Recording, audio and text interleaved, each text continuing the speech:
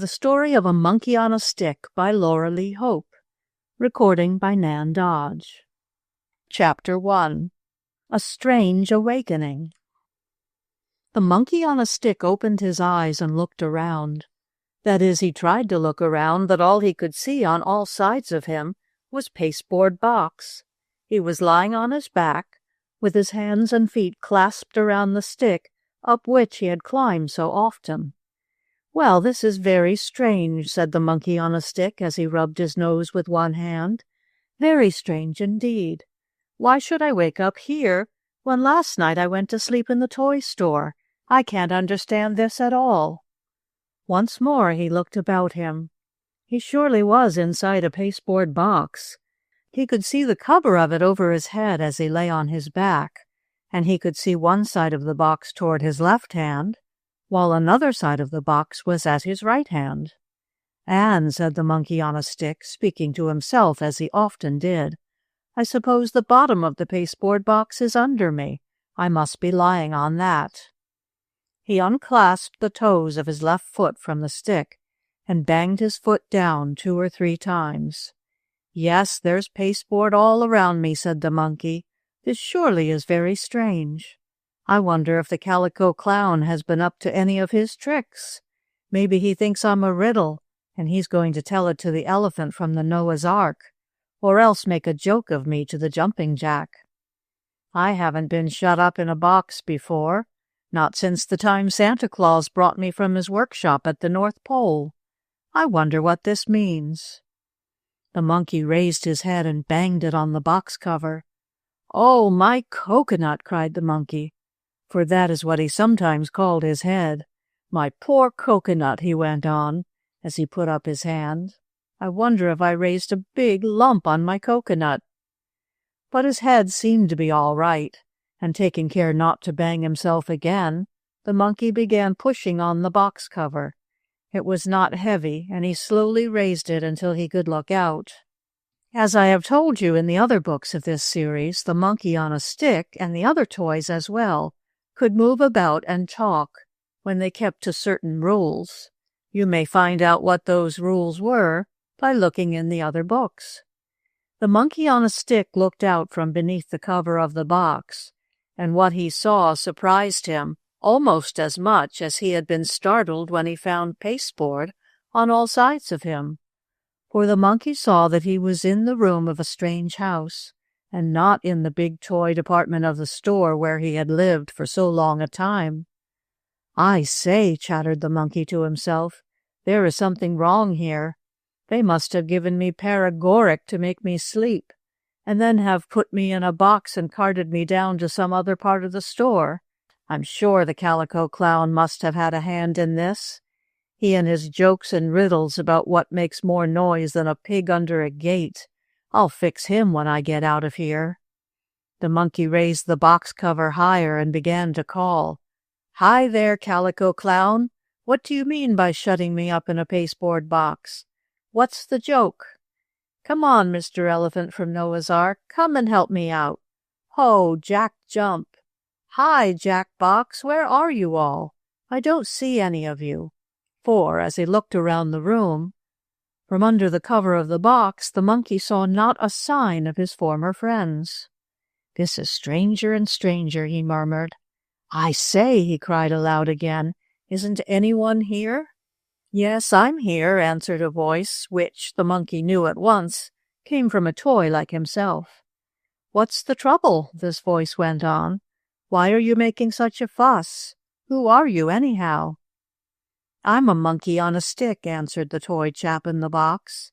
"And who are you? I seem to know your voice. Where are you?" "Here I am," came the answer. The monkey raised the box cover higher, and then he cried, "Why, bless my tail, the Candy Rabbit! Well, of all things! Oh, I'm so glad to see you. How are you?" And the monkey jumped out of his box, and laying down his stick, ran across the table and shook paws with a beautiful Candy Rabbit who had a pink nose and pink glass eyes.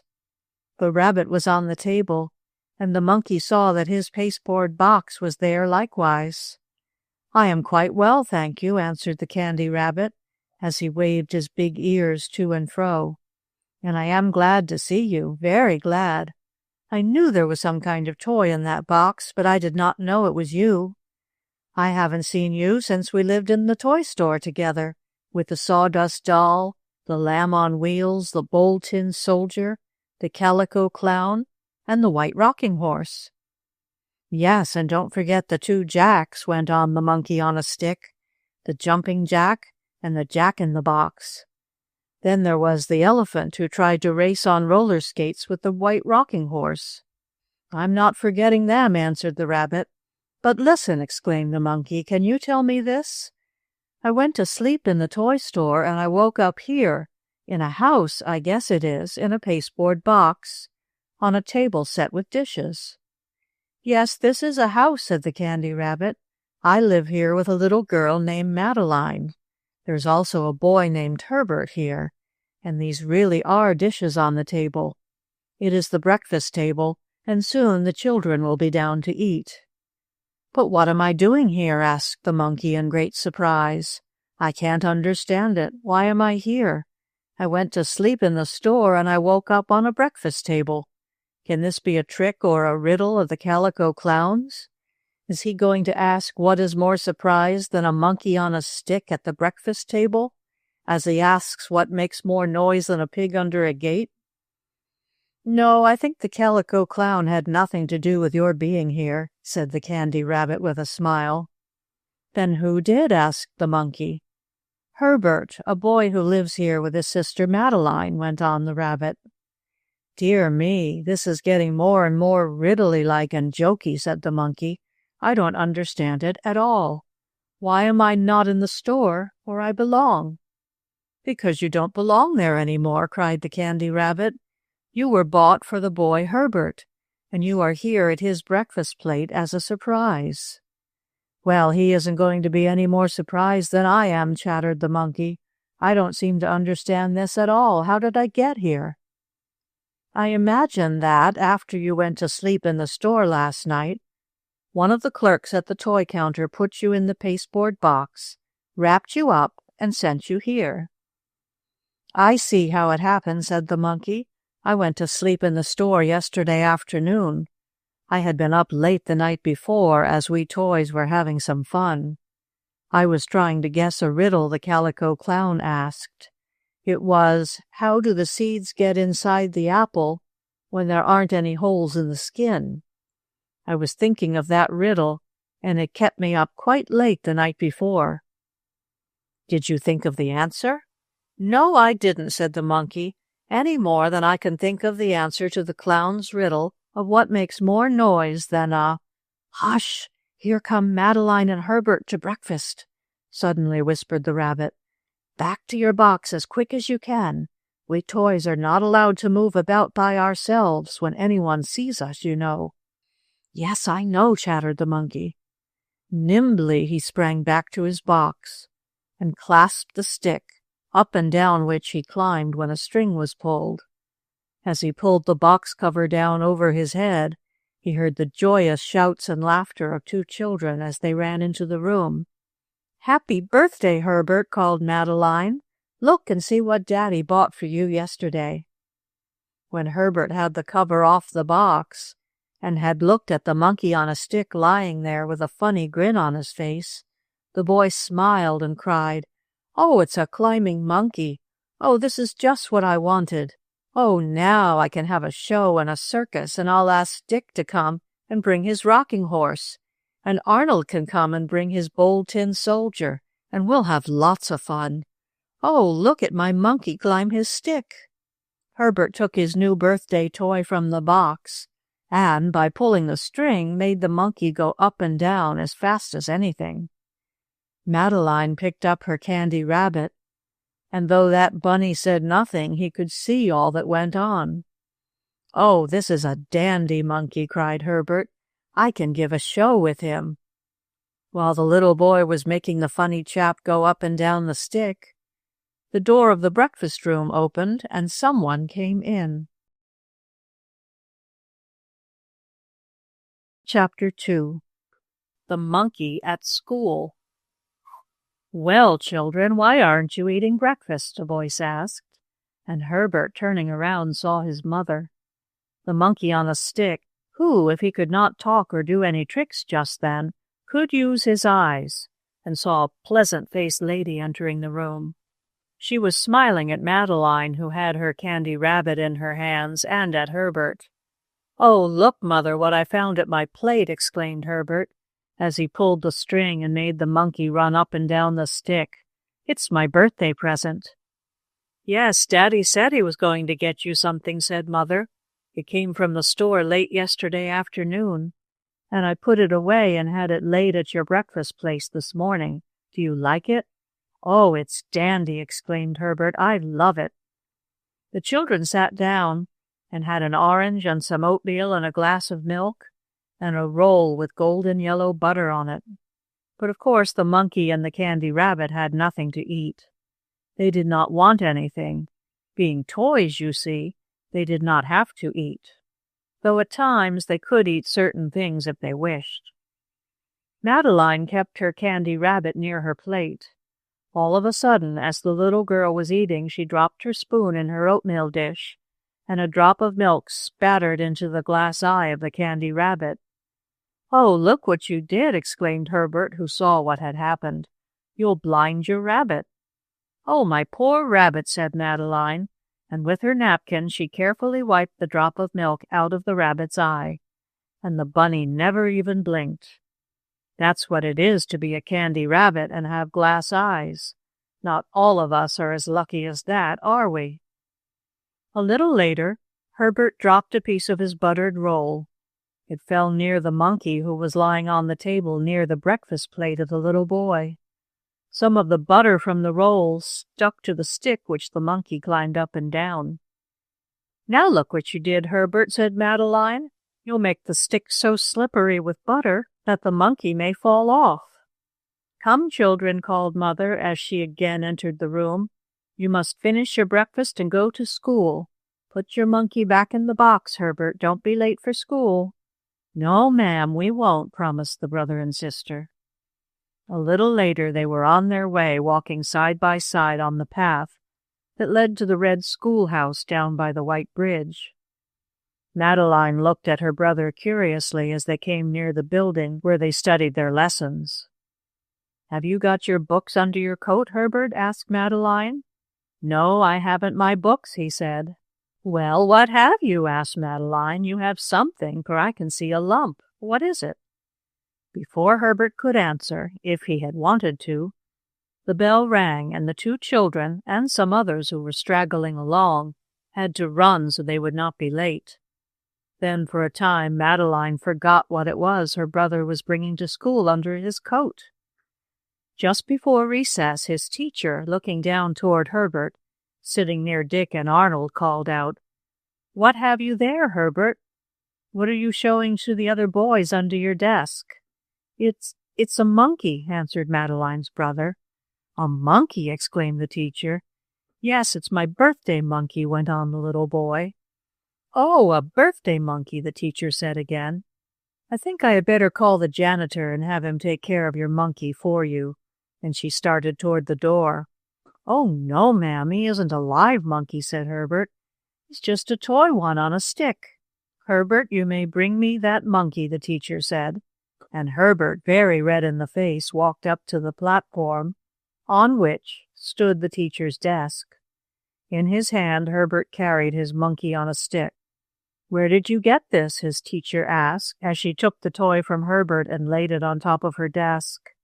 "I got it for my birthday," he answered, "this morning." "But why did you bring it to school?" went on the teacher.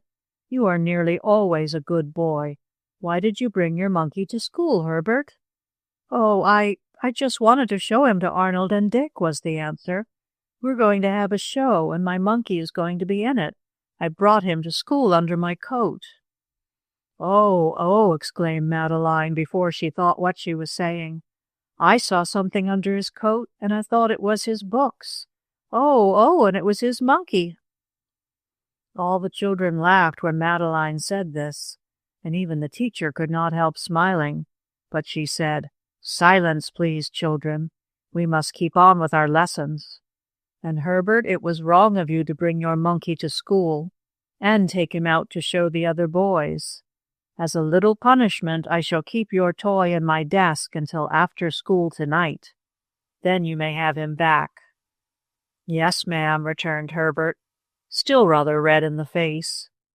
He went back to his desk, and the other children went on with their lessons. The teacher put the monkey on a stick inside a big drawer. "Well, this is the first of my adventure since I went to sleep in the store and awakened in Herbert's house," thought the monkey to himself, as he found that he was shut up inside the teacher's desk. "I wondered what Herbert was going to do with me when he slipped me under his coat at the breakfast table. Now I must see what we have here." It was not very dark inside the drawer of the teacher's desk.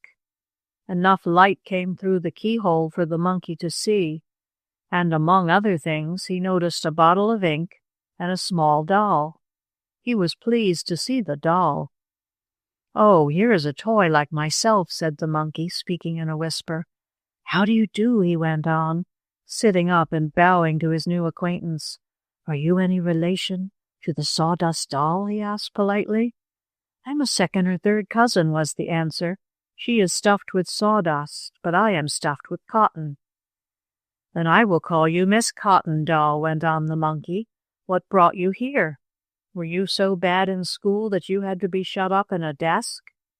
"No, not exactly. But a little girl named Mary brought me in her school bag yesterday, and she took me out in the study hour, and the teacher said it was wrong, so she took me away from the little girl named Mary." "I thought Mary brought a lamb to school," said the monkey on a stick, who, having lived in a toy store, of course knew all about toy books and Mother Goose verses. "That was another Mary," went on the cotton doll. "Besides, Mary didn't bring the lamb to school. It followed her one day." "Oh, so it did. I had forgotten," went on the monkey. "But my Mary brought me to school," said the cotton doll, "and her teacher took me away. She put me in this desk drawer, the teacher did." "Well, now we're here, let's have some fun," said the monkey to the cotton doll after a bit. "We are all alone by ourselves, and we can do as we please. Let's look around and play. We can't stand up, as the drawer isn't high enough, but we can crawl on our knees. Let's see what else is here." "All right," agreed the cotton doll. So while the teacher was hearing the lessons of Herbert, Madeline, and the other boys and girls, the monkey, crawling off his stick for the time being, and the cotton doll, went creeping on their hands and knees around the drawer.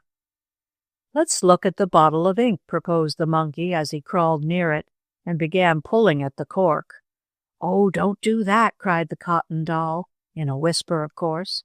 "Don't open it, you'll get all black." "Oh, if it's black ink, I know what we can do," said the monkey. "We can black up like colored minstrels and have a little show in here by ourselves. I'll black your face with the ink, and you can black mine, though I am pretty brown now." "But I don't want my face blacked with ink," cried the cotton doll as the monkey took the cork from the bottle. "I don't want to be a minstrel." "Oh, but you must," insisted the monkey, laughing, and catching hold of the cotton doll in one hand, he tilted up the ink bottle in the other, and dipped in the end of his tail. "Now I'll paint you nice and black," he laughed. "Oh, don't, please don't," begged the cotton doll, as she tried to get away from the monkey.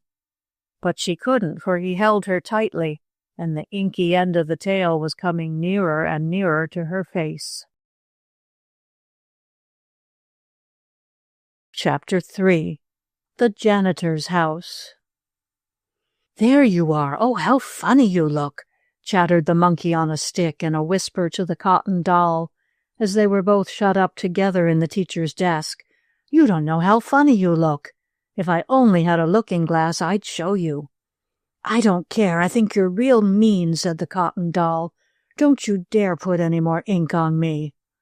"I guess I've got enough on you now," laughed the monkey.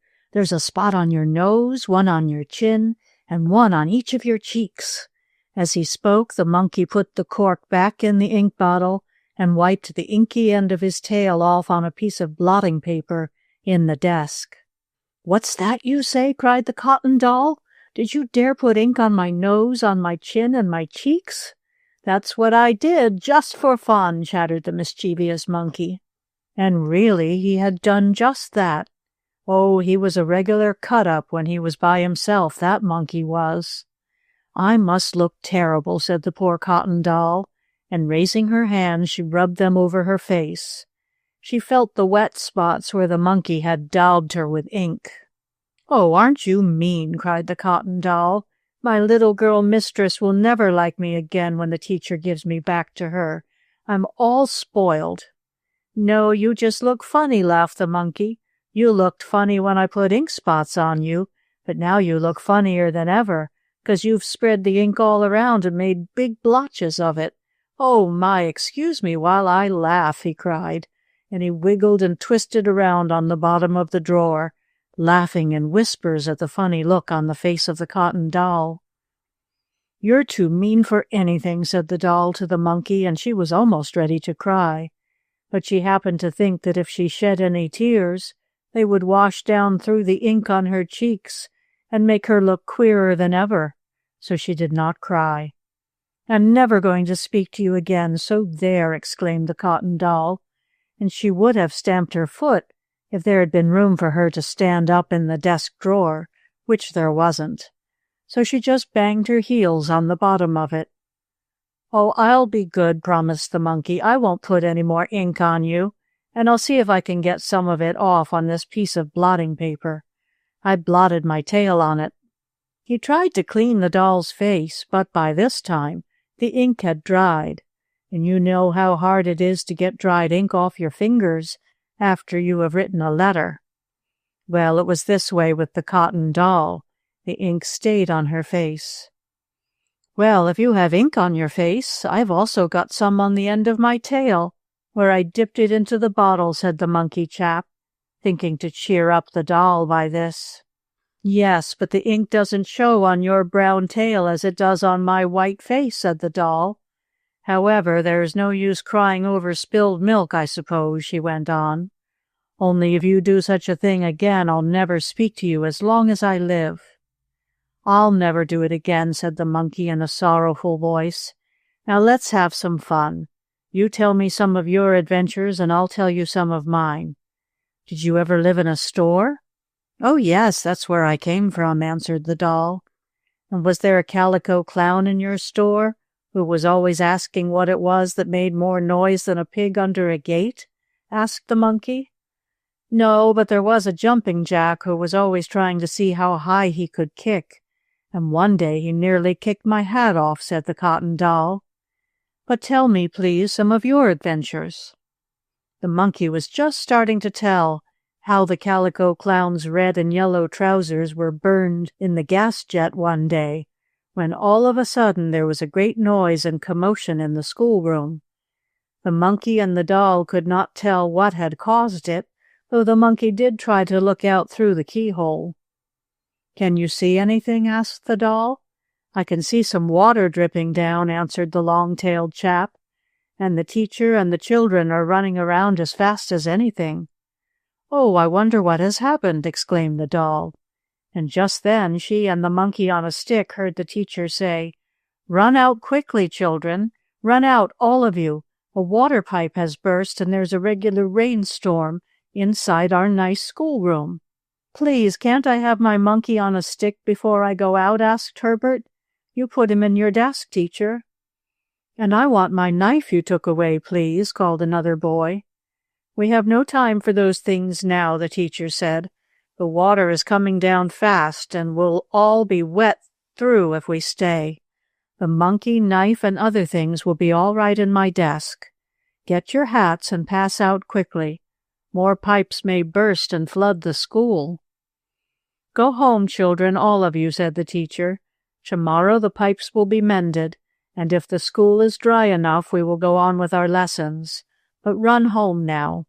You may well imagine that most of the boys and girls were glad of the holiday that had come to them so unexpectedly. But Herbert felt sorry that he had to leave his monkey on a stick in school. When he reached home, he acted so strangely that his mother wanted to know what the matter was. Of course, Herbert had to tell that he had taken his monkey to school, and he also had to tell what had happened afterward. "Of course you did wrong," said Herbert's mother, "and you must suffer a little punishment." "What kind of punishment?" asked Herbert. "The punishment of not having your monkey," was the answer. And now we must see what happened to the monkey on a stick. "What do you imagine will happen next?" asked the doll of the monkey, for they had heard what had been said. "I don't know," was the answer, "but if we are left alone here in the room, we can get out of the desk and have some fun." "Oh, so we can," cried the doll. "I'm tired of being shut up here."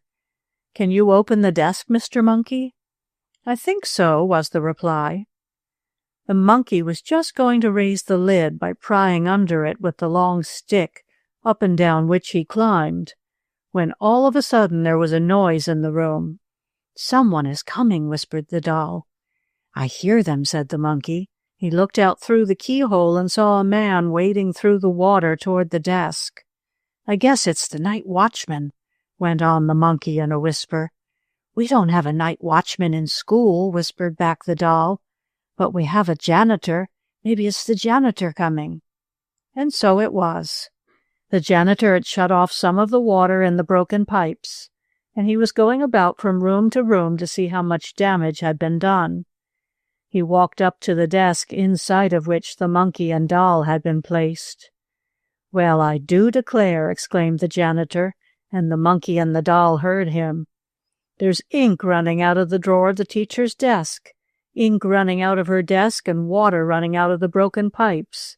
Sure, the school had bad luck today. But I must see about this ink. It may spoil everything in the drawer. The bottle must have been upset and the cork came out when the teacher and children were running around after the pipes burst."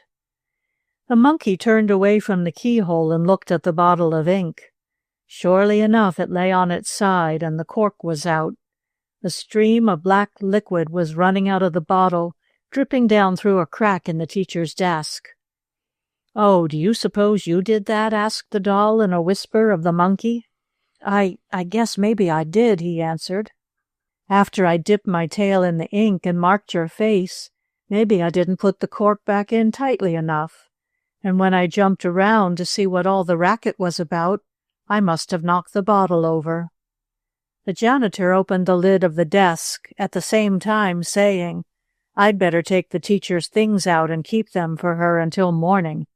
What with the ink and water, everything may be spoiled." A bright light shone in on the monkey and the doll when the top of the desk was opened by the janitor. Of course, both the toys kept very still as soon as the janitor looked at them.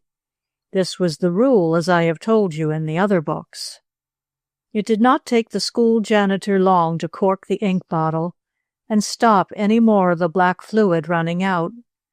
"Well, well," said the janitor, looking at the ink-splashed doll and the ink-tipped monkey. "I'll take these two toys home, and maybe my little girl can clean them. Then I'll bring them back to school tomorrow, and the teacher can give them to whoever owns them. Yes, I'll take the monkey and doll home to my house." And this the janitor did. He stuffed the monkey on a stick and also the cotton doll into his pocket, taking care, of course, not to break them. And then, having cleaned from the room as much of the water as he could, the janitor went home. "Look what I've brought you," he said to his little girl, as he took the monkey and the doll out of his pocket on reaching home. "Oh, aren't they funny?" cried the little girl, dancing up and down. "May I have them to keep?" Gracious me, what is going to happen now? Thought the monkey on a stick. Chapter 4. A Queer Ride. "Look out for the ink on the doll's face," said the janitor to his little girl as he handed her the toy. "And see, the monkey also has ink on the end of his tail. I brought them home for you to see if you could clean them." "Oh, then I can't keep them," exclaimed the little girl in a sad voice. "And they are so cute, too, even if they are covered with ink. How did it happen?" "A water pipe burst in the school, And there was so much running around that an ink bottle in the teacher's desk got upset, I suppose. And then the ink splashed on the monkey and the doll," said the janitor. "But how did they get in the teacher's desk?" the little girl wanted to know. "I guess she must have taken them away from the children who had them out, playing with them during lesson time," answered the janitor. "And he was right about that, as we know, that he was wrong about the bottle of ink. But perhaps you can clean them," said the janitor to his little girl. "That's why I brought the toys home to you." "Yes, I can wash the doll's face with soap and water," answered the little girl, "but I don't believe I can get the ink off the monkey's tail. He's made of plush, and ink stains that very badly." Then she got a basin of soap and water and began to wash the doll's face. In a little while the ink spots began to fade away, for the doll's head was of porcelain, though she was stuffed with cotton. "It's going to leave the doll a little darker color, though," said the little girl to her father. "I can't get her as nice and white as she was at first." "Well, never mind. You can pretend she went to the seashore and got tanned," said the janitor, laughing. "Did you get the ink out of the monkey's tail?" he asked. "No, it won't come out," was the answer, and it would not. The ink on the tail of the monkey on a stick was there to stay, so it seemed. "There, just see what happened by your fooling," said the doll to the monkey a little later, when they were left alone for a few minutes. "My face will always be dark and your tail will be inky." "I don't so much mind about my tail," answered the monkey. "I think it will be rather stylish to have it dark and inky on the end. But I am sorry about your face. I never thought about the ink staying on, or I never would have daubed you the way I did." "Well, don't feel too bad about it," advised the doll with a smile. "I just happened to remember that it is stylish to be tanned. All the other dolls and toys will think I have spent a vacation at the seashore, as the janitor says. Really, after I get used to it, I shall be glad you put the ink on me." But the monkey still felt sorry. That night the janitor's little girl played with the monkey on a stick, making him do all sorts of funny tricks. He would climb up when she pulled the string, and sometimes he would just stand up on the top of his stick, almost as straight as the Bold Tin Soldier. Then again he would turn over backward and slide down head first to the bottom of the pole. Another time he would tumble forward and slide down the other way, turning somersaults on the trip. "Oh, I just love this monkey," said the little girl. In the morning the janitor took back to school in his pocket the monkey and the doll. "Be sure and bring them to me again if nobody wants them," called the little girl, who had almost got the doll's face clean. "I will," her father promised. The school was all right again the next day. The broken pipes had been mended, and the boys and girls could come back to their lessons. The teacher in the room where Herbert, Dick, and their friends studied was much surprised when the janitor gave her the doll and the monkey, and told about finding them in her desk with an upset bottle of ink. He related how he had taken them home overnight for safekeeping. "And so your little girl cleaned them," said the teacher. "That was very good of her, and I am going to make her happy. You may take back to her this doll with the make-believe tanned face." "Are you really going to give my little girl the doll?" asked the janitor. "Yes," replied the teacher. "The little girl from whom I took the doll is not coming back to this school any more, and her mother sent word I might give the doll away, so I'll give her to your little girl." "That is very kind of you," said the janitor. "My little girl will be happy." The monkey was put back in the desk until after school. Then Herbert was called up. "Here is your monkey on a stick, Herbert," said the teacher. "You must not bring him to school again." "No, ma'am, I won't," promised the little boy. "I am sorry he got that blot of ink on the end of his tail," went on the teacher. "Oh, I don't mind," said Herbert with a smile.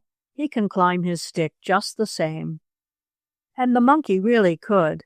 The ink on his tail didn't bother him a bit.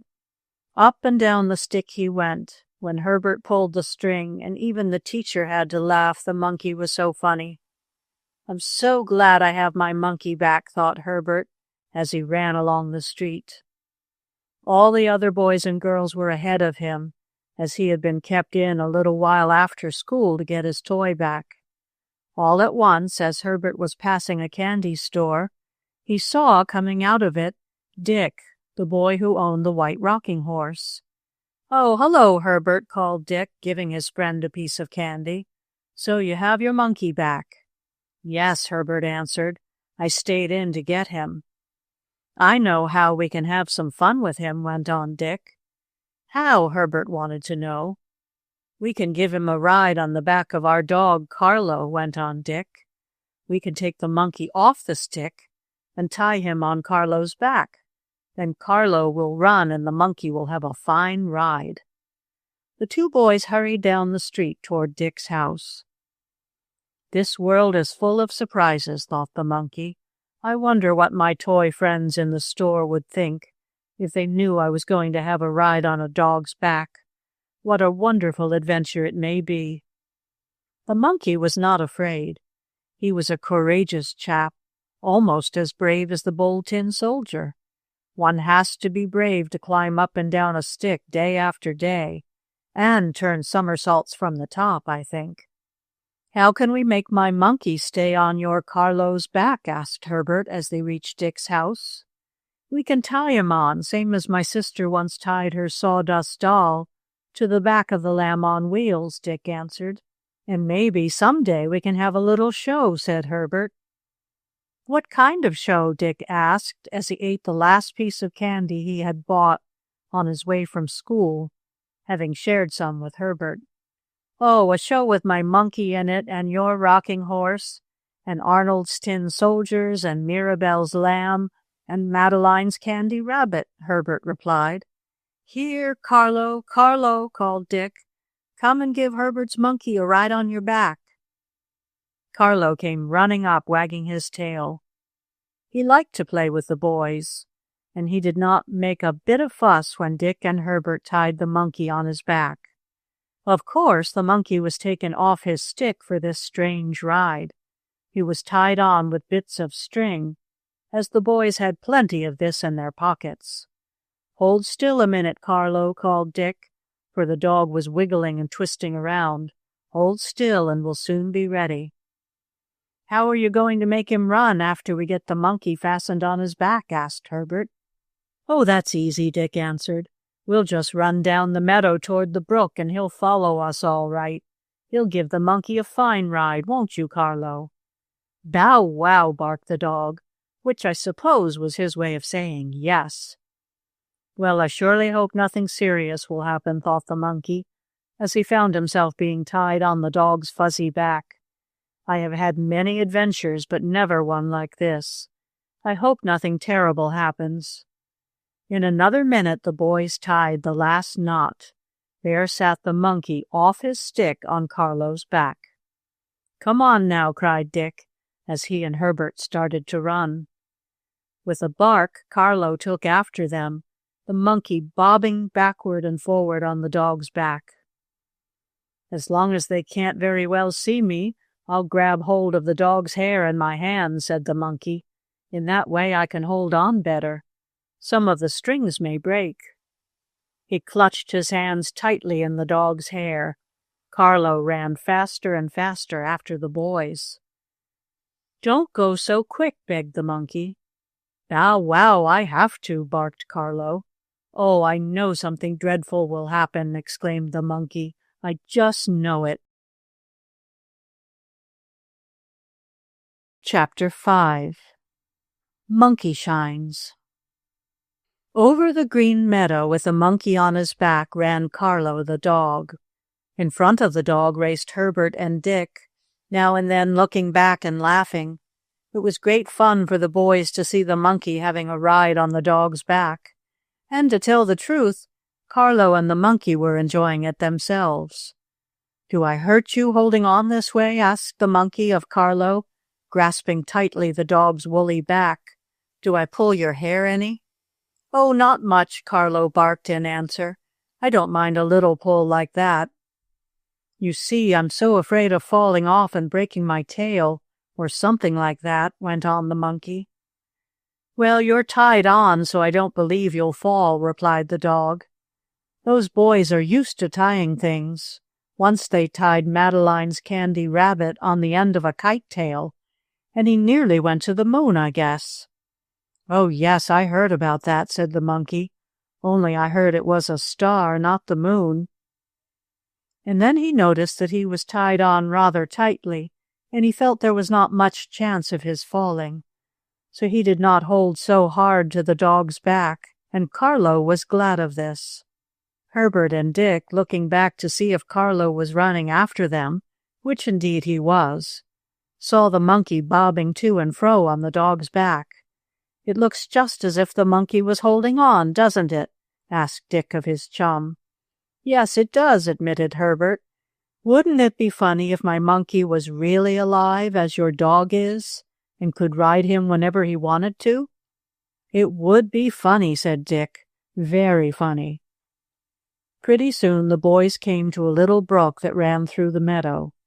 They stopped on the edge and looked down into the water, in which tiny fishes were swimming. Shall we jump across the brook and run in the field on the other side? Asked Dick of Herbert. If we do, won't Carlo jump over too? Asked Herbert. And if he tries to jump over, he may fall in and get all wet, and so will my monkey. Carlo won't mind getting wet, laughed Dick, but it might not be good for your monkey. Perhaps we'd better stay on this side of the brook, and then everything will be all right. I think so too, agreed Herbert. So the two boys did not try to jump over the stream, but waited on the edge of it for Carlo to catch up to them. Along came the fussy little dog, barking and yelping, for he did not like to be left very far behind. And on his back, still bobbing about, was the monkey on a stick. No, I am wrong. The monkey was not on his stick just then. Herbert had taken him off to give him a ride. It was easy to take the monkey off his stick and put him back on. Up ran Carlo, and as soon as he saw the brook full of water, what did that little dog do but start to run right into it? Oh, look out! Stop him! Cried Herbert. You'll get my monkey all wet and spoil him. Come back, Carlo, come back, ordered Dick, making a jump toward his pet. But Carlo had no idea of going too deep into the brook. He just wanted to get a drink.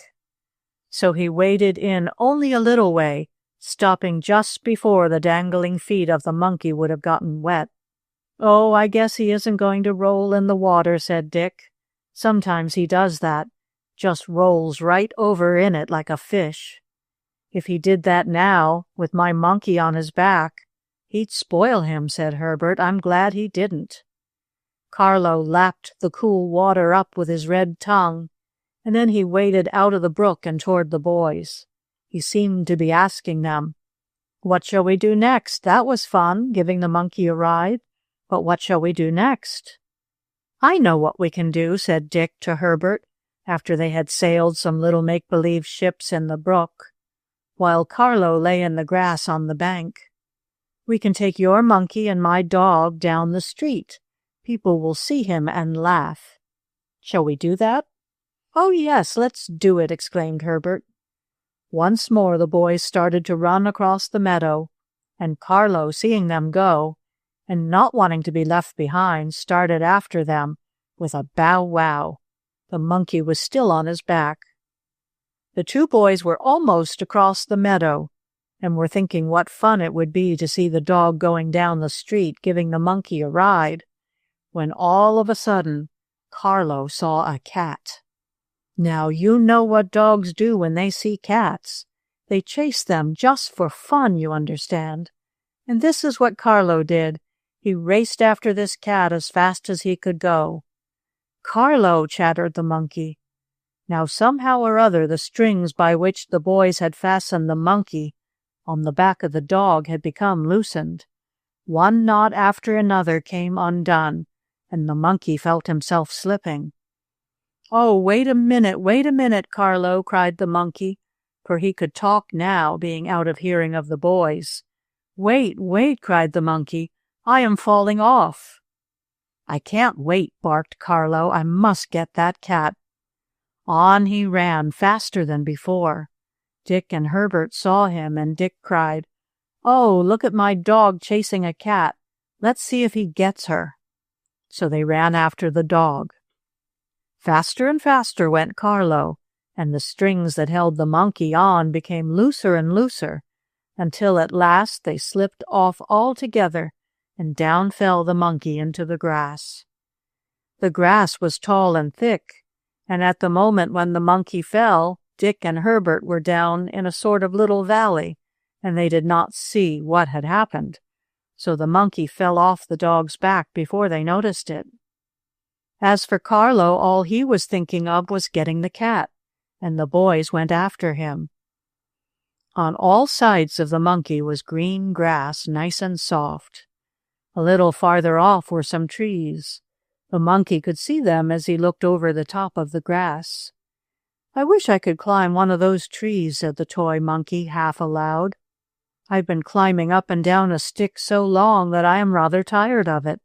I think I ought to climb trees." The monkey was beginning to feel strange.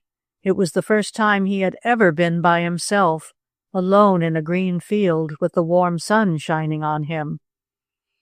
"I feel just like doing something," said the monkey, speaking out loud this time, though he could see no one to whom he might talk. "I'm going to cut up. Hi-yi," he shouted. "I'm going to jump and turn somersaults and everything." And with that, he began leaping about on the soft green grass. He jumped this way and that. He jumped forward and backward, and he turned front somersaults and back somersaults. Then all of a sudden a voice called, saying, "What in the world are you doing, my friend?" The monkey stopped short and flipped his tail from side to side. "Well, I don't see you, and I don't know who you are," he said. "But if you want to know what I'm doing, I'm cutting up Monkeyshines. That's what I'm doing, cutting up Monkeyshines." Chapter 6. In a Cave. Out from under a large green leaf, underneath which he had been sitting, crawled a long green creature. The green creature looked at the brown monkey, who, after jumping about, sat down on a little hummock of grass to rest. "What did you say you were doing?" asked the bug. "Cutting up Monkeyshines," was the answer. "We monkeys, whether we are toys or not, call our fun Monkeyshines, and I thought I'd cut up a few while I was here by myself. I didn't know you minded." "Oh, bless you, I don't mind," said the green creature. "I like to watch you. It is fun. You are quite a jumper, and I am something of a jumper myself." "Who are you?" asked the monkey. "I'm a grasshopper," was the answer. "I live here in this green meadow and sing songs all day long." "I am glad to meet you, Mr. Grasshopper," said the monkey. "Singing songs must be nice." So the monkey and the grasshopper sat there talking together. The monkey told the different things that had happened to him from the time he had awakened in a box on the breakfast table until he fell off Carlo's back. "Do you have any adventures here in the meadow?" asked the chap who had been cutting up Monkeyshines. "Oh, yes, we have had things happen here," said the grasshopper. "Of course, they are not as exciting as those you have told me about, but we rather like them.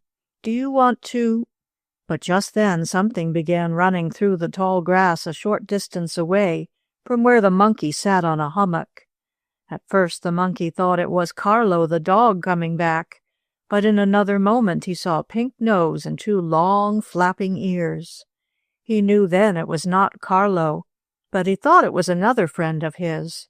So the monkey called, "I say, hold on there a minute. I want to talk to you, my friend. Wait, can't you?" "Who is it?" asked the grasshopper, stretching out one long hind leg. "Who do you see?" "My friend the candy rabbit," was the answer. "He just ran through the grass." "That isn't a candy rabbit," said the grasshopper.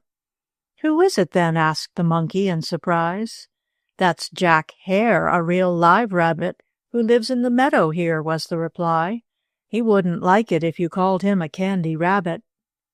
The grass waved to and fro, and a moment later a big white rabbit came jumping through, and sat down on his hind legs near the big leaf on which the grasshopper was perched. The monkey could see that this rabbit was different from the one made of candy. This bunny was larger, and his nose was not so pink. His ears, too, were bigger. "Hello, who's your friend, Mr. Grasshopper?" asked Jack Hare. "He is a stranger in our meadow," was the answer. "I just met him. He was cutting up some, polishes, I think he said." "Shines, Monkeyshines, not polishes." "Though they are somewhat alike," explained the monkey. "I cut some Monkeyshines after I fell off a dog's back." "A dog? Good gracious! Don't tell me there's a dog around here," exclaimed Jack Hare, looking quickly over his shoulder.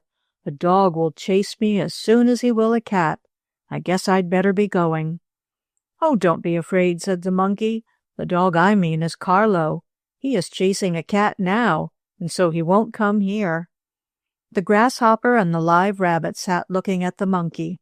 Soon from under another leaf came hopping a black bug, not quite as large as the green one. The black bug wiggled her legs and chirped cheerfully. "Well, well, whom have we here?" "Oh, this is Mr. Monkeyshine," said the grasshopper. "Allow me to introduce you to Mr. Monkeyshine, Miss Cricket." And the green creature nodded from one to the other. "Excuse me, I am Monkey on a Stick, not Monkeyshine, though I do cut up shines once in a while," said the jolly chap, who had fallen off Carlo's back. "That is my right name, Monkey on a Stick." "I'm pleased to meet you," chirped the cricket. "Welcome to our meadow, Monkey on a Stick." "Thank you," replied the monkey. Then the grasshopper, the live rabbit, and the cricket sat and looked at the monkey, and after a while he cut some more Monkeyshines for them, even standing on his head and waving his tail in the air. "I wonder if I could do that," said Jack Hare. "I'm going to try." "Better not," warned the monkey. "In turning over you might break off your ears." "Oh, my ears are not made of candy. They will bend and not break," said Jack Hare. "Here goes. I'm going to turn a somersault just as you did. Maybe I can cut some Monkeyshines too." Well, the live rabbit tried, but I cannot say that he did it very well. First he fell over to one side, and then he fell to the other side, and once he got stuck in the middle, standing on his head with his ears lying flat along the ground and his legs sticking up in the air. "Go on over. Why don't you turn all the way over?" asked the grasshopper. I can't," answered the live rabbit. "I seem to be stuck halfway. If one of you would be so kind as to give me a push, or a pull, I might finish my somersault. Come on, help me." "I'll help you," kindly said the monkey. He took hold of the live rabbit's hind legs and gave him a push. Over went Jack Hare, finishing his somersault, though not doing it very well. The live rabbit thanked the monkey on a stick for what he had done, and then said, "Since you have come to our meadow, would you not like to visit my house?" "Where do you live?" asked the monkey. "In a burrow or underground house called a cave," answered the rabbit. "Perhaps you may not like it, but we bunnies think it rather nice. Will you come to my cave and visit the other rabbits?" "I should love to," said the monkey, "but you see, I belong to a little boy named Herbert. He got me for a birthday present, and he and Dick tied me on the dog's back. I fell off, and the two boys may come back here to look for me. If I should go to your cave, they might come here, and not finding me, might think I had left them forever. I like Herbert, and as his friends have some of the other toys with whom I used to live in the store, I want to stay with him." "That is easily managed," said the grasshopper. "You go and visit Jack Hare's cave, Mr. Monkey. Miss Cricket and I will stay here, and if we see the boys and the dog coming back looking for you, we'll hop over and tell you."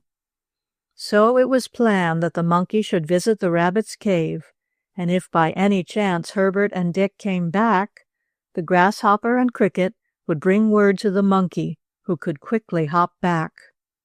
"Come along, Mr. Monkey," called the rabbit, and soon the two new friends were jumping through the grass together. The monkey was off his stick, and so he could get along quite well, though not quite so fast as Jack Hare. But the rabbit took short jumps and did not get too far ahead, waiting for the monkey to catch up to him. "Here we are at my cave," said Jack Hare at length, stopping in front of a hole in the ground. "Oh, so this is where you live, is it?" asked the monkey. He had hopped across the green meadow through the grass after his new friend. "Yes, we'll go down in now and meet Mrs. Hare and the children," went on the live rabbit. "Mind your step and don't fall. It's rather steep until you get inside." "And it's dark, too," said the monkey, following the rabbit down the hole into the ground. "How in the world do you see?" "Oh, I forgot you aren't like us animals, and cannot see quite so well in the dark," said the live rabbit.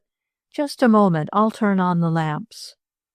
He stopped and gave 3 thumps with his feet on the earthen sides of the cave. Instantly a soft glow shone all around, and the monkey could see very well indeed. "Do you have electric lights?" he asked in surprise. "No, these are lightning bugs," was the rabbit's answer. "I keep them to make the place bright when strangers come. We rabbits don't need light ourselves, for we can see in the dark." "Some of the toys can also," said the monkey, "but I am not very good at that sort of thing yet. I like light. We had gas and electricity at the toy store." The monkey followed the live rabbit on down through the winding burrow. It twisted and turned this way and that, now to the right and now to the left. Here and there, clinging to the earthen sides, were lightning bugs, which made the place so bright that the monkey did not stumble once. "But why does it twist and turn so like a corkscrew?" the monkey asked the rabbit. "We always build our burrow caves like this, to keep out dogs and other enemies," was the reply. "My real home is still a little farther on. We'll be there in a moment." The monkey followed on and soon came to a place where, seated about a table made from a piece of a flat stump, were several little rabbit children and a lady rabbit. "This is my family," said the live rabbit. "Mrs. Hare, allow me to present Mr. Monkey on a Stick, who has come to pay us a visit." "Pleased to meet you," said Mrs. Rabbit, bowing low. "Hi, Daddy," called one of the little rabbits. "Where's his stick?" And then everybody laughed. Chapter 7. Out in the Rain. "Please excuse little Johnny Hare," said Mrs. Hare to the monkey. "He didn't mean to be impolite asking for your stick." "Oh, I know," said the monkey. "He's just like all children. They just ask what they want to know about.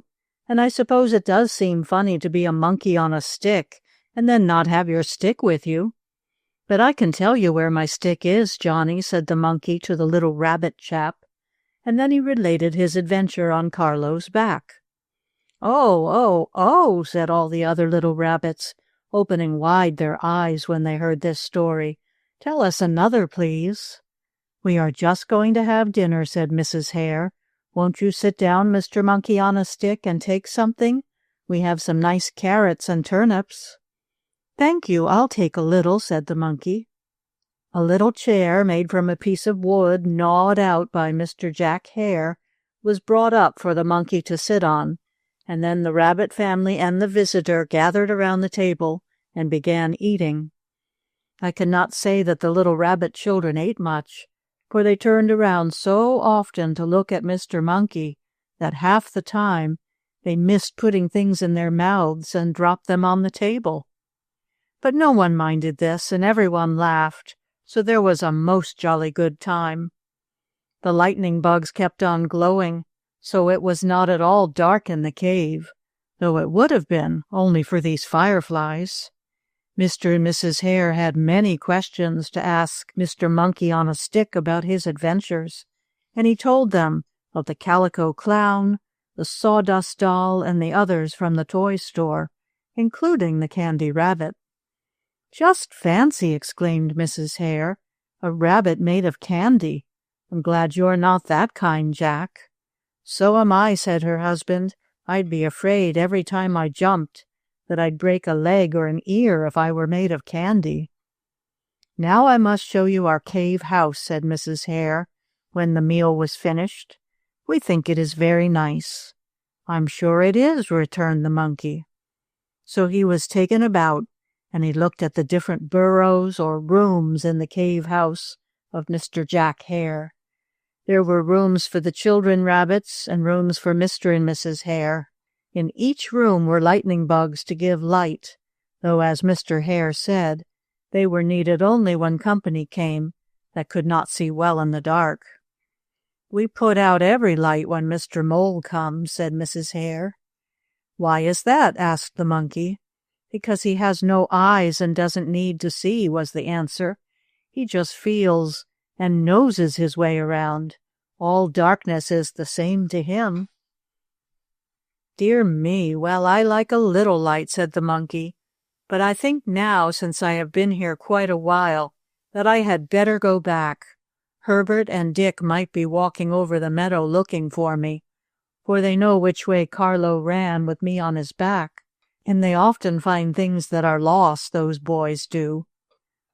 "Oh, stay just a little longer," urged Mrs. Hare. "And tell us another story," begged Johnny Hare.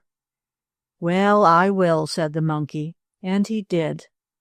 He told about some of the funny things that had happened in the toy store, things I have told you children about in the other books. And the bunny boys and girls liked the story told by the monkey on a stick very much indeed. The monkey enjoyed himself so much in the cave house of Mr. Jack Hare that he stayed longer than he intended. It was along in the middle of the afternoon before he came out, and as the monkey and Mr. Hare reached the outer opening of the burrow, the rabbit gentleman knocked on the ground 3 times with his hind feet. "What's that for?" asked the monkey. "To turn off the lightning bugs," was the answer. "No use burning lights when no one needs them. I'll turn them on if you call again." "Thank you, I shall be glad to pay you another visit," said the monkey. "But just now I feel that I must get back to where you first saw me. I want to ask the grasshopper or Miss Cricket if they have seen the boys or the dog." "Well, if you'll excuse me, I think I'll not go back with you," said the rabbit. "I am not fond of dogs, and they are altogether too fond of me. Goodbye." Then he hopped away, waving his paw at the monkey, and the monkey jumped through the grass to the place where he had fallen from the dog's back. There he found Mr. Grasshopper and Miss Cricket. They were eating some of the green things that grew all around them. "Have you seen anything of my friends?" asked the monkey, as he hopped up and sat on the hummock of grass, where he had been resting after cutting up his Monkeyshines. "No, neither the boys nor the dog have been here," said the grasshopper. "But I heard a dog barking," said Miss Cricket. "It may have been the Carlo you spoke about." "And I heard some boys talking," went on the grasshopper. "They may have been Dick and Herbert. But they did not come here. Why don't you jump along until you find them?" "Yes, I suppose I could do that," agreed the monkey. "But I'll wait a little while, and if they don't come for me, I'll see if I can find them. As soon as I see them, though, I shall have to stop and not move. We toys are not allowed to move or talk as long as human eyes see us." "That's a funny rule," said Miss Cricket. "But then you are a funny fellow, Mr. Monkey on a Stick." "If you think I'm funny, you ought to see my friend the Calico Clown," said the monkey. "He's full of jokes and riddles. He has a queer one about a pig making a noise under a gate." "My goodness, why did he do that?" asked the grasshopper. "Do what?" inquired the monkey. "Why did the pig make a noise under the gate?" the grasshopper wanted to know. "Why couldn't he stay in his pen where he belonged, or in the barnyard?" "That's what the riddle's about, I suppose," said the monkey. "Anyhow, none of us can answer, and the clown's always asking it. If you want to see someone really funny, meet the Calico Clown." After a little more talk among the 3 friends, the monkey said he thought he would hop along and see if he could find the 2 boys or the dog. "Aren't you afraid if you find the dog alone he may bite you?" asked the grasshopper. "Oh my, no," exclaimed the monkey. "Carlo is a friend of mine. If he found me, he would take me home to Herbert's house. I had even rather find him than the boys, for I can talk to the dog, and I can't talk to Dick and Herbert." "Well, we wish you luck," chirped the cricket, and the grasshopper did also. Away hopped the monkey, making his journey through the tall grass of the green meadow. The grass was rather high, and he could not see very well, but he looked the best he could on every side, and every now and then he stopped to listen. He wanted to hear the barking of Carlo, or the shouts of Dick and Herbert, who, as he guessed, were even then looking for him. But the boys looked in the wrong place, and, as it happened, the monkey jumped in the wrong direction. The only creatures the monkey met were bugs and beetles, butterflies and birds, grasshoppers and crickets in the grass. They all spoke to him kindly, and though some of them said they had seen or heard the boys and the dog, none seemed able to tell the monkey how to find his friends. "And it is getting late, too," said the monkey to himself as he looked up at the sky. "Soon the sun will set and it will be dark, and then it will be so much the harder for me to find Dick and Herbert and Carlo, or for them to find me. Well, I suppose I must make the best of it."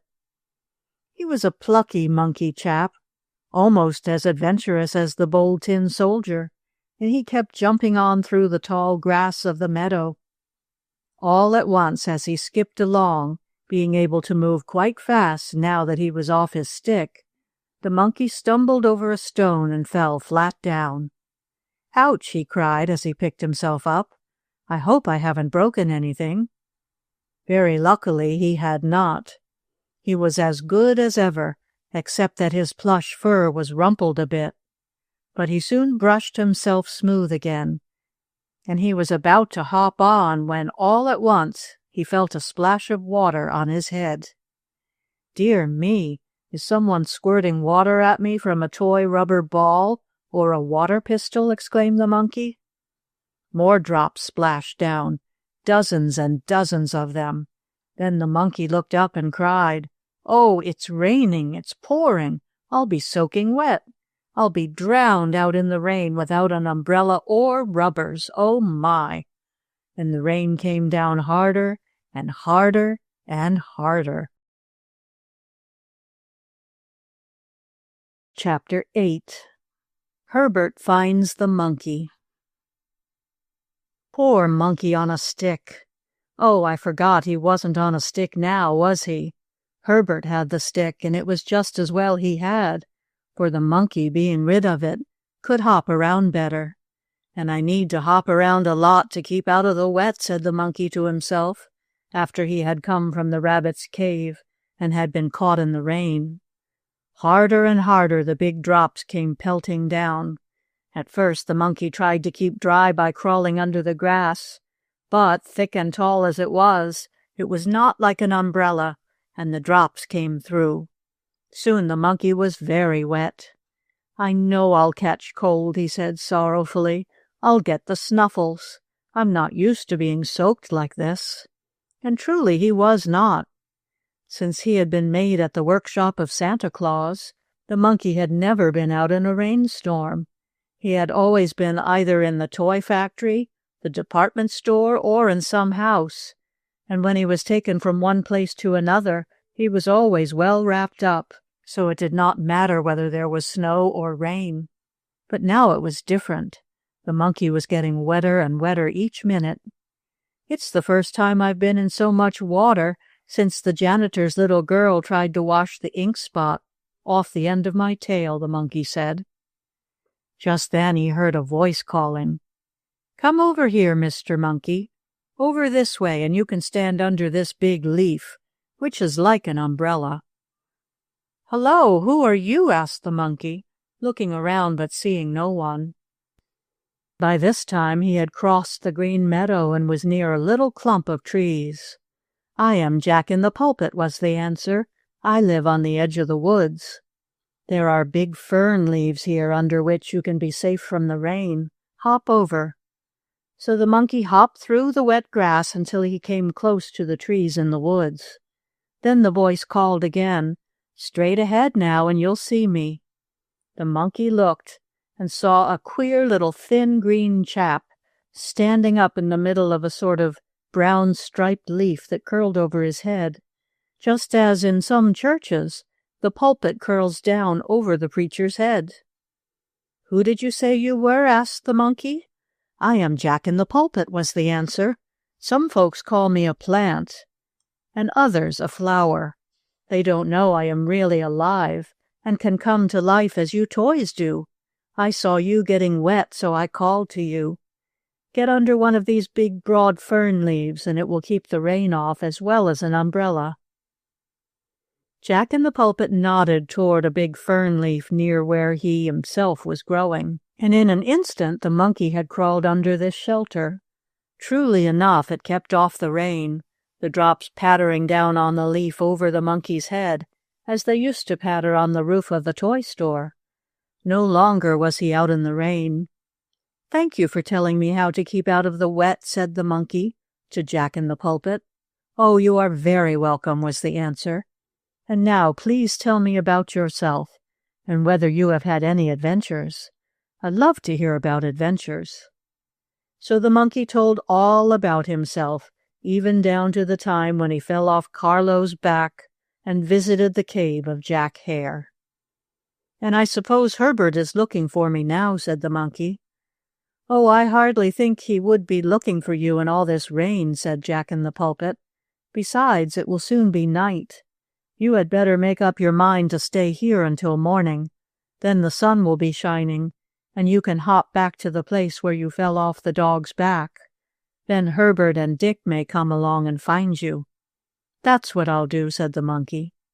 Just as the Jack had said it would, it soon became dark and it kept on raining, but the monkey curled up under the big fern leaf, where it was nice and dry. Soon the monkey began to feel warm and sleepy, and before he knew it, he was fast asleep. In the morning the rain had stopped. The sun came out bright and warm and dried up the damp grass. Jack in the Pulpit awoke, and looking over toward the monkey fast asleep under the broad leaf, called, "Hi there, Mr. Monkey, it's morning. Now maybe you can find Herbert, or he can find you." "Dear me, morning so soon?" exclaimed the monkey, stretching out his legs. "I must have slept very soundly." "Did you dream any?" asked the Jack. "Not that I remember," was the answer. "But I am glad the rain has stopped. Now I'll hop over the meadow back to the place where I fell off Carlo's back, and I'll wait there until Herbert comes for me, as I am sure he will." "I shall be sorry to see you go," said Jack, "but I suppose it has to be. If you ever get back this way again, stop and see me." The monkey said he would, and then, smoothing down his plush, he sat out in the sun a while to get a little drier and warmer. He looked at the end of his tail. "The ink is almost washed off," he said. "I am glad of that." Then he began to hop across the field, making his way through the tall grass. He thought he would know it when he came to the place where the string had come loose, and where he had fallen from Carlo's back, but the grass looked so much alike all over that the monkey was beginning to think he might be lost in it. All at once, however, he heard a voice saying, "Well, you've come back, have you?" The monkey looked around, and there sat his friend Mr. Grasshopper, and near him was Miss Cricket. "Oh, I'm so glad to see you," cried the monkey. "I was looking for the place I first met you, the place where I fell off the dog's back." "It is right here," said the Grasshopper. "This is where I first noticed you, and there is the hummock of grass you sat on." Then the monkey knew he was back at the place he wished to reach. He sat down and talked with the Grasshopper and the Cricket, telling them of his visit to Jack Hare's cave, and also how he had slept all night under a leaf near Jack in the Pulpit. "Hark!" suddenly called the Grasshopper. "What's the matter?" asked the monkey. "I think you are going to get your wish," was the grasshopper's answer. "I hear boys talking and a dog barking. We had better be going, Miss Cricket. Goodbye, Mr. Monkey on a Stick." "Goodbye," called the cricket. With that they hopped away. The monkey listened, and surely enough he heard the barking of a dog and the talking of two boys. "It was right about here he must have fallen off," said one boy. "It might have been farther on," said another boy. And just then the grass began to wave from side to side, and through it came bursting Carlo, the little dog. At once he saw the monkey. "Bow wow, oh, here you are," barked Carlo. "I thought I should find you." "I'm glad you did," said the monkey. Then the two friends had no further chance to talk, for Dick and his chum came running along when they heard the dog bark. "Oh, here he is," cried Herbert. "I've found my lost monkey. Now I'm going to put him back on his stick." Chapter 9. Monkey in a Tent. Herbert and Dick, with Carlo the dog, had searched through the meadow all the afternoon to find the monkey, but they did not find him. At night the two boys had gone to their homes, and Herbert felt sad at losing his toy. "Never mind," said Madeline, as she let Herbert hold her candy rabbit. "Tomorrow I'll help you look for your monkey. Maybe he's hiding down in the tall grass, as Dorothy's sawdust doll once did." "Maybe," said Herbert hopefully, but still he felt sad. The next day he and Dick and Carlo again went to the meadow. They looked all around, and at last they found the monkey, as I have told you. Of course, neither of the boys knew what an adventure the monkey had had, nor how he had gone to visit Jack Hare in the cave, and had seen the little rabbits, nor did they know how he had become dried out by sleeping under the fern leaf. "Well, now, we'll have some fun, as long as I have my monkey back," said Herbert, and he and Dick, followed by the dog, went back across the meadow. "What are you going to do?" asked Dick. "Put up a tent and have a show," Herbert answered. "You can bring your white rocking horse, and Arnold can bring his bold tin soldier. If Dorothy wants to, she can bring her sawdust doll. Mirabelle can bring her lamb on wheels, and my sister Madeline can bring her candy rabbit." "That'll be a fine show," cried Dick. The two little boys hurried back to Herbert's house and told his mother what they were going to do. Herbert showed his mother the monkey he had found in the meadow, and Dick hurried over to his house to get his rocking horse and to tell his sister about the show. "What can I make a tent of?" asked Herbert. "Oh, I think I can let you take some old sheets," said his mother, "and you can hang them over the clothesline in the yard. That will make a nice little tent for your show." "Yes, that will be fine," said Herbert. "Thank you, Mother." He carried his monkey into the house and put him on a table, where Madeline was sitting playing with her candy rabbit. "Watch my monkey so he doesn't jump away, will you please?" asked Herbert of his sister, laughing and pretending his toy was alive. "What are you going to do?" asked Madeline. "Make a tent to have a show," answered her brother. "Oh, let me help," she cried, and she set her candy rabbit down on the table near the monkey and ran out with Herbert. Mother gave the children the sheet, and in a little while the sheet tent was being put up in the yard over the clothesline. As soon as the candy rabbit and monkey found themselves alone, they looked at one another and began to talk, as they were allowed to do. "Where in the world have you been?" asked the candy rabbit. "You may well ask that," replied the monkey. "I have had so many adventures, and I met some friends of yours." "Friends of mine?" repeated the candy rabbit. "Do you mean the lamb on wheels or the bold tin soldier?" "Neither one. I mean live rabbits," answered the monkey. Then he told of going to the cave of Jack Hare and of being caught in the rainstorm. "Oh, what wonderful adventures!" exclaimed the candy rabbit. "What happened to you while I was away?" asked the monkey. "Oh, many things," answered the candy rabbit. "Once Madeline left me alone, and the cat came in and began to lick the sugar off my pink nose. Another time, a little mouse came out of a hole in the closet where I am kept at night, and nibbled a few crumbs of sweetness off the end of my stubby tail. "Gracious," cried the monkey, "weren't you scared?" "A little," answered the rabbit, "but I jumped to one side, and when Madeline opened the closet door, the mouse ran away." All the while the monkey and Candy Rabbit were talking, Herbert, Dick, and Arnold, with Madeline, Dorothy, and Mirabelle to help, were putting up the sheet tent in Herbert's yard. The clothesline was pulled tight between two posts, and the sheets put over the line. The edges were fastened to the ground with wooden rings, and then some pieces of cloth were pinned to the back of the sheet to close that end. It took 2 or 3 days to make the tent, but at last it was finished. "We'll leave one end open for the front door," said Herbert. "But if we do that, everybody can look in and see our show for nothing," objected Dick. "That isn't right. They ought to give 1 pin or 2 pins to come to see our show." "We can pin some pieces of cloth at the front of the tent," suggested Mirabelle. "I have an old shawl over at my house that Mother lets me spread on the grass when I play with my lamb on wheels. I'll get that to close the front of the tent." The old shawl was just what was needed to make a front door for the show tent, and soon it was pinned in place. Some old boxes were found by Patrick, the kind gardener, and these were to be used for seats. "Now we'd better all go and get our things that are going to be in the show," said Herbert. "I'll bring out my monkey." "And I'll get my Candy Rabbit," offered Madeline.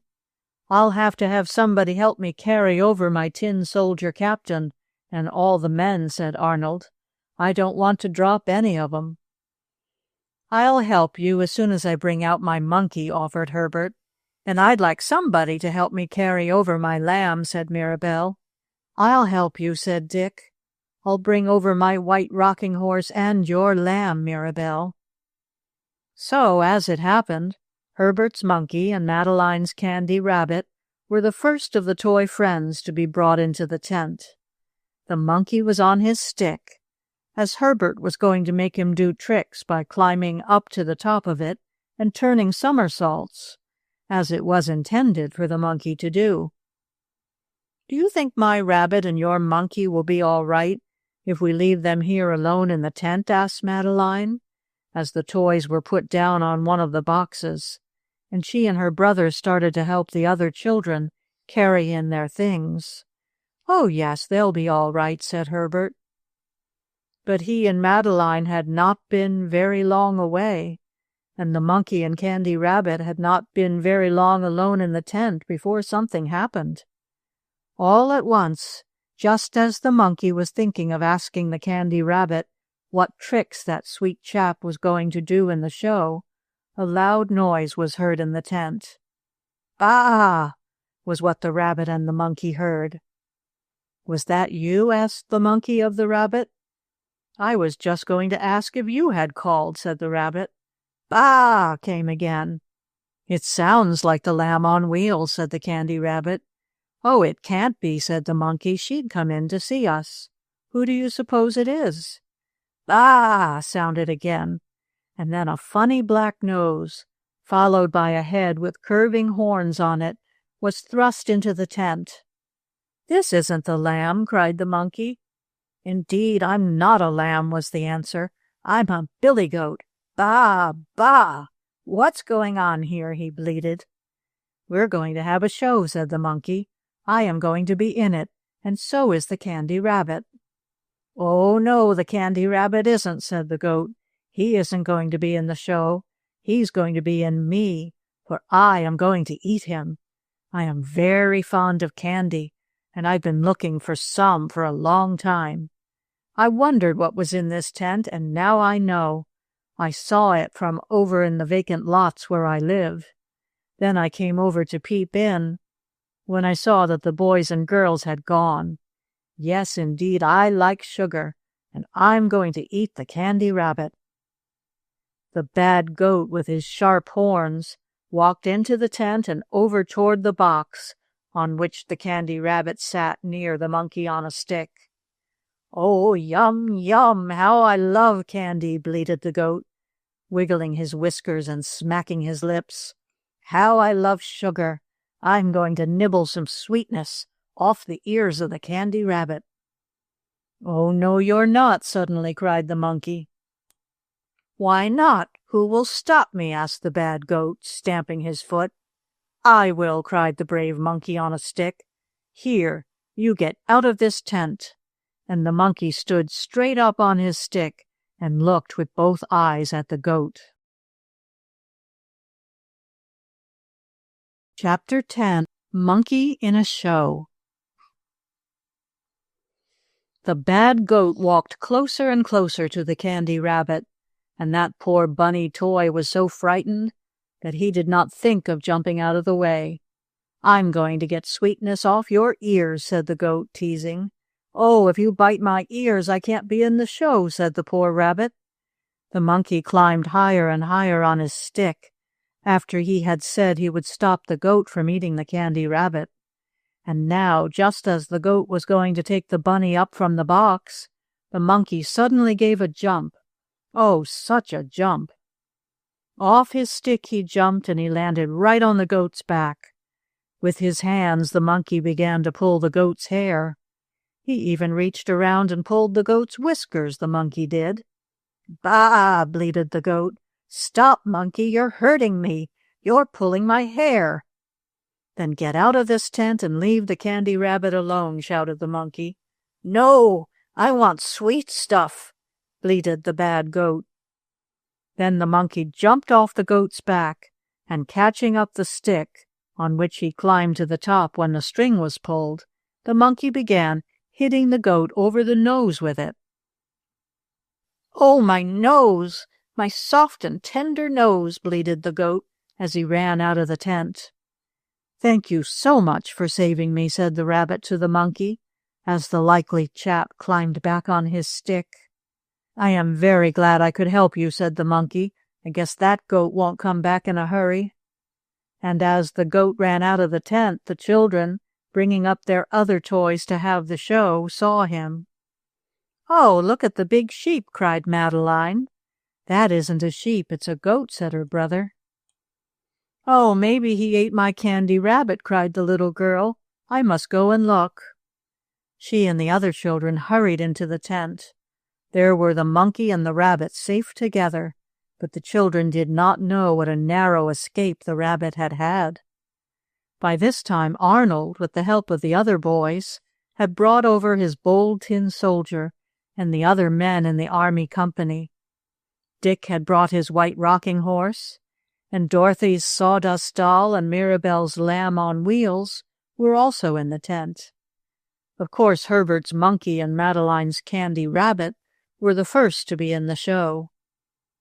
"Now the performance is going to start," cried Herbert, when the brothers and sisters were seated on the benches, which were made from the boxes Patrick, the gardener, had given Dick. "The show is going to start, all ready." Besides the 6 children mentioned, there were others who lived on the same street with these 6 friends. These children had all come to the show. The boys and girls brought 2 pins to get in. Those who brought toy animals to act in the show did not have to bring any pins to come in. "The first act in the show," called Herbert, who was the ringmaster, "will be Mr. Dick riding on his white rocking horse. Ladies and gentlemen, see Mr. Dick." "Hooray, hooray, hooray!" cried the children, clapping their hands. Dick drew his horse out into the middle of the tent.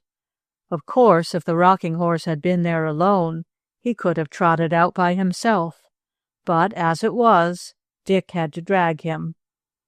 Then Dick climbed on the back of his white steed, took hold of the reins, and cried, "Giddy up!"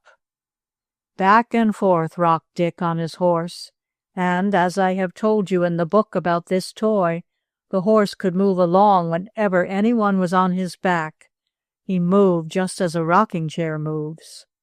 Across the middle of the tent rode Dick on his rocking horse. The little chap pretended he was a cowboy and swung his cap around his head, and he even made believe lasso wild bulls with a piece of clothesline. "Bang, bang!" cried Dick, shooting make-believe pistols the way real cowboys do. "Hooray, hooray, hooray!" cried all the children, for they liked to see Dick ride the white rocking horse. "What's next, Herbert?" asked Madeline. "Hush, you mustn't talk in the show," cautioned her brother.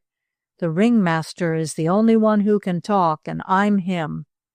The next part of the show is the dance of the sawdust doll." This was Dorothy's chance, and she came out with her toy. And then and there the sawdust doll did a funny little dance, while Mirabelle played on a mouth organ. Of course, Dorothy had to hold the doll and dance around with her, but it was as good as if the doll had done it herself, and the boys and girls clapped their hands. "Isn't this a wonderful show?" whispered the sawdust doll to the monkey when she had a chance. As the children crowded down to one end of the tent to get some cookies Herbert's mother brought out to them. "Yes, you did your part very well," whispered back the monkey. "Do you think I shall get a chance to do any of my tricks?" "Oh, yes," answered the doll. "I'm sure you're going to be the best part of the show." When the cookies were eaten, Herbert again took the part of ringmaster. "The next thing in the show will be a fight with the tin soldiers," said Herbert. "Mr. Dick will take half of them, and Mr. Arnold will take the other half, and there will be a battle right here in the tent." Dick and Arnold divided the tin soldiers between them and set them in 2 armies on one of the big box tops. Then the tin fighters were moved backward and forward, just as in a real battle. "Bang, bang," Arnold would shout. "Bang, bang," Dick would answer, and so the make-believe guns were fired. The bold tin soldier captain was moved to and fro, and so were the privates, the corporal, and the sergeant. "Now the fight is over," said Herbert after a while. "We'll make believe both sides won, 'cause it'll be nicer that way. And you can take the soldiers away, Arnold, 'cause next is going to be a race between the Candy Rabbit and the Lamb on Wheels."